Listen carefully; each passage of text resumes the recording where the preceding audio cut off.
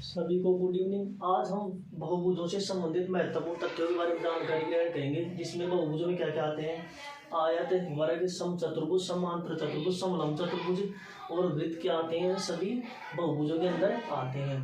पहली बात तो यह कि बहुभुज की परिभाषा क्या होती है। वह है बंद आकृति जिसमें दो या दो से अधिक भुजाएं होती है, वह क्या कहलाती है, हमारे पास बहुभुज कहलाती है। तो सभी आयत वर्ग नहीं होते, परंतु सभी वर्ग आयत होते हैं।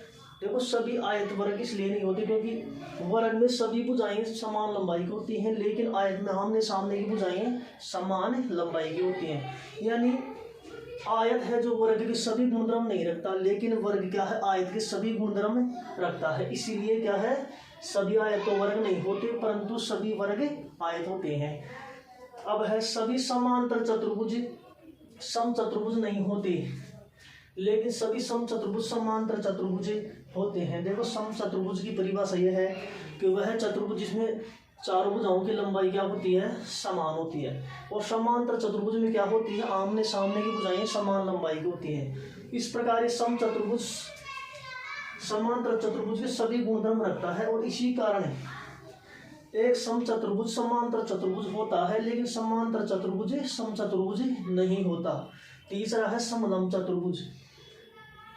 सभी समलंब चतुर्भुज समांतर तथा समचतुर्भुज नहीं होते, परंतु सभी समांतर तथा समचतुर्भुज समलंब चतुर्भुज होते हैं।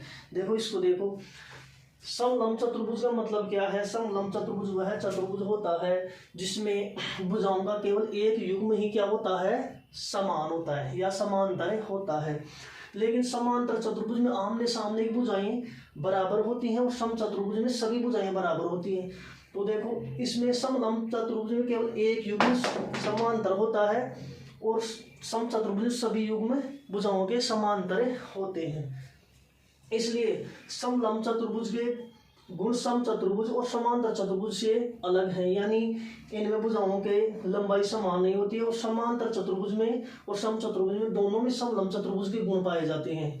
इसलिए समलंब चतुर्भुज समांतर तथा समचतुर्भुज नहीं होते, परंतु समांतर चतुर्भुज और समलंब चतुर्भुज क्या होते हैं, समांतर चतुर्भुज और समचतुर्भुज क्या होते हैं अपने पास, समलंब चतुर्भुज। चौथा है सभी समलंब चतुर्भुज आयत तथा वर्ग नहीं होते। सभी समलंब चतुर्भुज की वही परिभाषा है कि इसमें भुजाओं का केवल एक युग्म क्या होता है, बराबर। और आयत में क्या होता है, आमने सामने की भुजाएं बराबर होती है, और वर्ग में क्या होता है, चारों भुजाएं बराबर होती है। यानी आयत और वर्ग दोनों में समलंब चतुर्भुज के गुण हैं। यानी जो गुण समलंब चतुर्भुज रखता है ना, वो सभी गुण आयत में भी है और वर्ग में भी है। इसलिए समलंब चतुर्भुज तो आयत और वर्ग नहीं होता, लेकिन सभी आयत और वर्ग क्या होंगे अपने पास से, समलंब चतुर्भुज होंगे।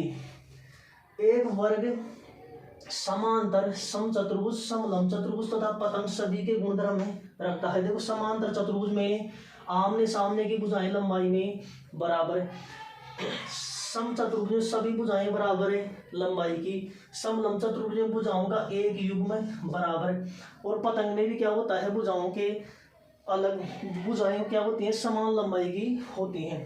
कहने का मतलब ये वर्ग है जो समचतुर्भुज के गुण भी रखता है, समांतर चतुर्भुज के गुण भी रखता है, समलंब चतुर्भुज के गुण भी रखता है, और पतंग इसके गुण भी रखता है। इसलिए एक वर्ग समांतर चतुर्भुज समचतुर्भुज समलंब चतुर्भुज और पतंग सभी के गुणधर्म रखता है।